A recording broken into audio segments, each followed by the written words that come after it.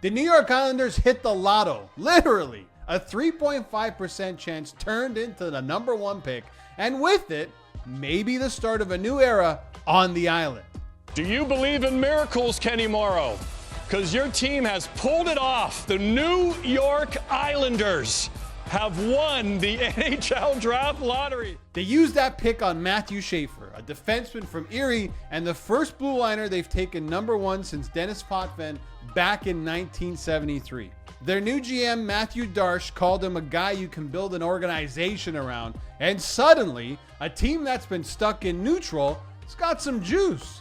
First and foremost, we're drafting because he's an unbelievable hockey player, so he could have been, obviously, the human being is exceptional. A 17-year-old to have that resilience, maturity, with everything that he's gone through is beyond impressive, honestly. I haven't met many 17-year-old kids that act and that act like him. By the end of the day, we're drafting him as a hell of a hockey player. Like, this is a nice story and everything, but he's a hell of a hockey player that hopefully will be a long time on the island and will be a key player in this organization because he's a unique and exciting player for us. And they made a pretty big trade this offseason too. They flipped Noah Dobson to Montreal for a pair of first-rounders, grabbed forwards Jonathan Drouin and Emil Heineman, and added KHL standout Maxim Shabanov. It's a roster that's looking younger, deeper, and a bit more balanced than a year ago. Listen, we tried to sign Noah, and we couldn't agree on a contract, which is, it happens in sports. And honestly, the whole negotiation was very amicable. And once we couldn't get to an agreement, we decided to work together and find a spot for him that he'd be comfortable going, and for me to get the best return possible for the New York Islanders. That's it. There's no, like I said when we talked previously,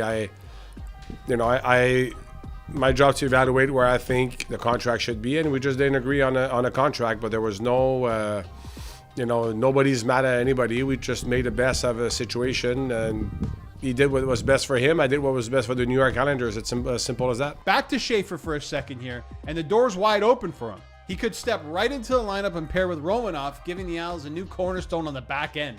Meanwhile, Matt Barzal's finally healthy. Drouin is here to hopefully fix the power play that was the second worst in the league.